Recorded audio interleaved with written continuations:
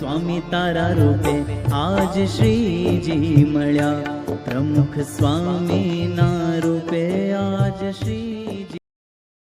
પ્રશ્ન પૂછો, જે ભગવાનના જે ભક્ત તે અક્ષરધામને વિશે ભગવાનની સેવામાં રહે છે, તે સેવાની પ્રાપ્તિના જે સાધન તે શા છે?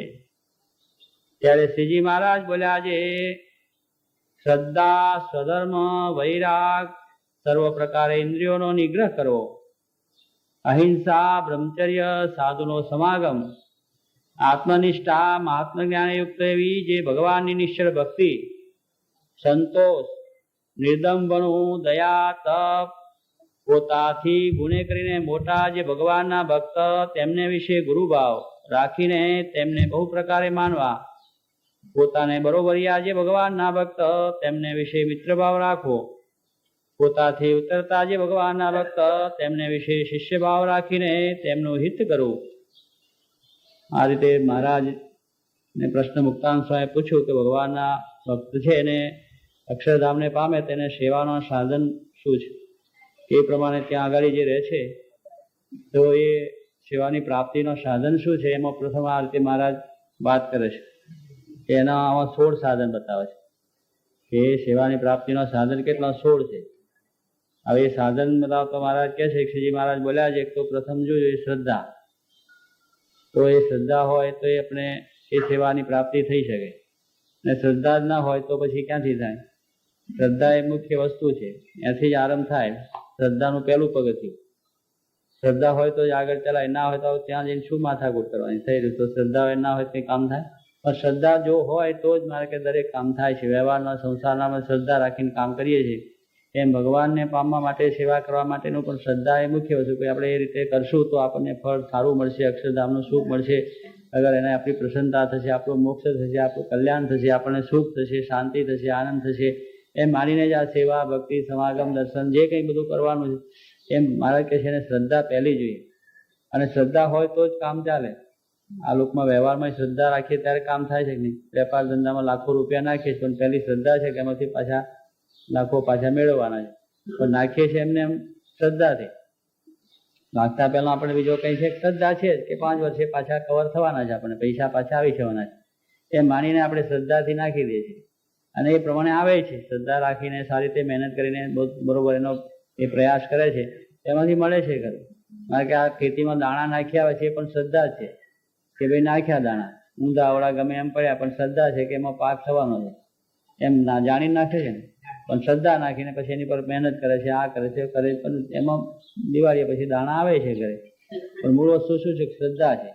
એક વખત કદાચ ફેલ જાય કાર્યની અંદર તો ફરીવાનો પણ શ્રદ્ધા રાખીને મંડે. બીજી વખત ત્રીજી વેપારમાં ખોટ જાય તો મૂકી ના ફરી બીજી રીતે વેપાર, પણ એનું કામ ચાલુ રાખે. શ્રદ્ધા છે કે ગમે એમ કરી પણ વહેલું મોડું આપણું કાર્ય થવાનું છે. એમ સમજાય કે આપણે પણ આ કાર્યમાં ભગવાનને ભજીને ભગવાનના ધામને પામવું છે, સેવામાં રહેવું છે, એને માટે પણ પ્રથમ શ્રદ્ધા જોઈએ. આપણે શ્રદ્ધા હોય તો આપણું કામ આગળ ચાલે અને તો જ આ કાર્ય થઈ જાય. પણ શ્રદ્ધા ના હોય તો શું થાય? પણ શ્રદ્ધા રહિતનું કોઈ દિવસ કંઈ કાર્ય થતું નથી.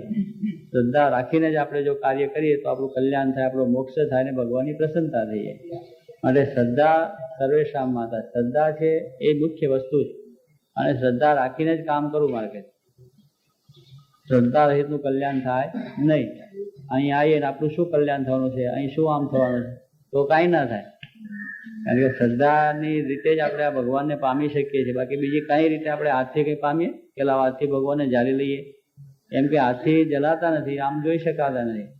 પણ એક શ્રદ્ધા છે કે ભાઈ આ મૂર્તિ સાક્ષાત મહારાજની છે જ, શ્રીજી મહારાજ એમાં બિરાજમાન છે જ, અને એના થકી આપણું કલ્યાણ થવાનું છે, એની સેવા થકી આપણું કલ્યાણ થવાનું છે, આપણો મોક્ષ થવાનો છે. એવી સંપૂર્ણ શ્રદ્ધા સાથે જો આપણે એની સેવા, ભક્તિ, જે દર્શન, સમાગમ કરીએ તો આપણે જરૂર કલ્યાણ થાય. જેમ આ બધી વસ્તુમાં આપણે નાખી દઈએ તે કશું દેખાતું નથી, અને કંઈ લાખ નાખ્યા સામે 2 લાખ લઈ લેતા નથી તરત જ કે લાવો લઈ લે. પણ છતાંય શ્રદ્ધા છે તો એમાંથી પછી આવે છે ને પ્રાપ્તિ થાય છે. આંબો વાવ્યો છે, શ્રદ્ધા છે તો 5 વર્ષે કેરી પણ આવે છે. મહેનત કરીએ છીએ પછી એની સારવાર કરીએ છીએ. આપણી મહેનત શું? મહારાજની આજ્ઞા છે પ્રમાણે શ્રદ્ધાપૂર્વક કરી રાખવું. મોટા પુરુષ જે વચન કે જે આજ્ઞા કરે એમાં શ્રદ્ધા એ સહિત મંડવું. તો શ્રદ્ધા સહિત મંડે તો આ કામ થઈ જાય. એમાં કે આ શ્રદ્ધાવાન લભતે જ્ઞાનમ, શ્રદ્ધાવાનને આ જ્ઞાન થઈ જાય, બીજાને ના થાય. એમાં શું કુટારો કરો એમ હોય ક્યાંથી થાય? પણ શ્રદ્ધાવાનને મારે કે આવું જ્ઞાન થાય છે ને જ્ઞાનવાળો મુક્તિને પામી જાય. જેને આવું જ્ઞાન થઈ ગયું એ પછી મુક્તિને પામી ગયું. એટલે શ્રદ્ધાવાળાને જ આ જ્ઞાન થાય છે, એનું જ કલ્યાણ થાય છે, એનો મોક્ષ થઈ જાય અને એને જ આ ભગવાનની પ્રસન્નતા થઈ જાય. પણ શ્રદ્ધાવાળા આગળ થતી નથી. એટલે મારે કે શ્રદ્ધા રહી થવું નહીં. આ તો બહુ દાડા કરી મારું કઈ હજુ થતું કેમ નહીં એમ મનમાં ના લાવવું. હા, બહુ દાડા ભક્તિ બહુ કરી પણ કઈ હજુ વળતું નથી આપણું. પણ વળવાનું જ છે, અક્ષરધામનું સુખ મળવાનું છે, પછી એથી શું બીજું વળવાનું? આ લોકોનું ઓછું થયું, વધારે થયું, પણ પેલું કહેવાનું સુખ શ્રદ્ધા રહિત ના થઈ જાય. મારે કે મંડે જ રહેવું, ભગવાનની સેવામાં રહેવું તો પહેલી શ્રદ્ધા જોઈએ. તો આપણે કામ થાય કે આપણે સેવા કરશું તો આપણું કાર્ય સિદ્ધ થશે. પ્રથમ શ્રદ્ધા જોઈએ. એટલે શ્રદ્ધાની અંદર પ્રથમ દરેક કાર્યમાં આપણે જે કંઈ કાર્ય કરવું એમાં શ્રદ્ધા હોય તો જ આપણું કાર્ય થાય છે. લૌકિક પારલૌકિક બધી વસ્તુ છે. એટલે શ્રદ્ધા બીજો સ્વધર્મ કહેવાય મહારાજ. બીજો સ્વધર્મ છે એ પણ બરોબર આપણે જોઈએ. પછી આપણે એ પ્રમાણે પોતાના ધર્મમાં ન રહીએ અને ગમે ત્યાં વર્તીએ તોય ભગવાનની સેવામાં રહેવાય નહીં. સ્વધર્મ છે એ પણ બરોબર રાખવો જોઈએ. દરેકે પોતપોતાનો ત્યાગીનો ધર્મ, ગ્રસ્તનો સ્વધર્મ. અને દરેકે પોતાના ધર્મમાં દ્રઢ રહેવું જોઈએ તો એમાં ભગવાન રાજી થાય ને પ્રસન્ન થાય. બીજો સ્વધર્મ મહારાજ કહ્યું કે સ્વધર્મ છે એની અંદર પણ મારે કે રહેવું. બીજો વૈરાગ. વૈરાગ પણ આપણે એ પ્રમાણે હોય કે આ જગતના પદાર્થોમાંથી અરુચિ આપણને વર્તે અખંડ, એટલે એ તો વૈરાગ છે. અને સર્વ પ્રકારે ઇન્દ્રિયોનો નિગ્રહ કરો. ઇન્દ્રિયોનો નિગ્રહ થાય તો પછી એ પ્રમાણે એક વૃત્તિ ભગવાનને વિશે સર્વ પ્રકારે ઇન્દ્રિયોને જોડી દે. મારે કહ્યું છે ને કે આપણી ઇન્દ્રિયોની જે ક્રિયા છે ભગવાનની સેવામાં જોડી દેવી તો ઇન્દ્રિયોનો નિગ્રહ થાય. પણ આપણે ઇન્દ્રિયોને પછી ચારે બાજુ ફરતી રાખીએ તો એ નિગ્રહ ના થયો, પણ જ્યાં જતી હોય તે પાછી વાળવી તો એ પ્રમાણે નિગ્રહ થાય. એટલે ભગવાનની સેવામાં જોડી દેવી. તો ભગવાનના દર્શન કરવા, ભગવાનની કથા વાર્તા સાંભળી, ભગવાનનો સ્પર્શ કરવો, ભગવાનના સંતનો સેવા કરી સ્પર્શ કરવો, આ બધું છે તો એના થકી ઇન્દ્રિયો છે એ સંયમમાં થઈ જાય, નિયમમાં આવી જાય અને ત્યાં આગળ પ્રમાણે એ થઈ જાય. એટલે મારે કે ઇન્દ્રિયોનો પણ નિગ્રહ કરવો ને અહિંસા એ પણ આપણે રાખવું. મહારાજે જેમ કહ્યું છે કોઈ જીવને દુખવવા નહીં. સર્વ પ્રકારે એ પ્રમાણે અહિંસા છે એને વિશે પણ દ્રઢ રહેવું. બ્રહ્મચર્ય છે એને પણ રાખવું. આપણે મહારાજે ગ્રસ્તનું બ્રહ્મચર્ય કહ્યું, ત્યાગીને ત્યાગીનું અષ્ટ પ્રકારે. અને ત્યાગી ગ્રસ્ત છે એને પણ એક પત્ની આપણે થાય પછી બીજે ક્યાંય વિચાર જ ન કરવો કોઈ પણ પ્રકારનો, ત્યારે એનું એ બ્રહ્મચર્ય. એ મારે કે ગ્રસ્તને પણ નિયમ આ પ્રમાણે ત્યાગીને નિયમ છે. અને સાધુનો સમાગમ. સાધુનો સમાગમ પણ હંમેશા હોય તો પછી આ બધી વસ્તુ થાય. સમાગમ હોય તો શ્રદ્ધા ના હોય તો એ આવે, ધર્મ એ આવે. આ સાધુનો સમાગમ એ મુખ્ય વસ્તુ છે. જો સાધુનો સમાગમ એવા સાચા પુરુષનો હોય તો એ મારે કે આ બધી વસ્તુ આપણામાં આવે. દરેક શ્રદ્ધા આવે, અહિંસા આવે, બ્રહ્મચર્ય પાળવાનું બળ આવે, બધું આવે. એ એના થકી આવે છે. ઇન્દ્રિયોનો નિગ્રહ થાય છે. આ બધું થાય છે સાધુ સમાગમ. જો એવા સાચા સાધુ આપણે મળી જાય તો આપણાની અંદર શ્રદ્ધા ના હોય તો શ્રદ્ધા ઉત્પન્ન કરાવી દે અને આપણે આ માર્ગે ચડાવી દે. ધર્મ એ પણ માર્ગે જયારે મોટા પુરુષ મળે રે ત્યારે સૌના ધર્મ પડે રે. એ મળે તો આપણને આ ધર્મ પાળવાનું બળ મળે છે અને આપણને એની સેવસ થાય. કારણ કે પોતે એવા છે એટલે આપણને એનું બળ આપે છે.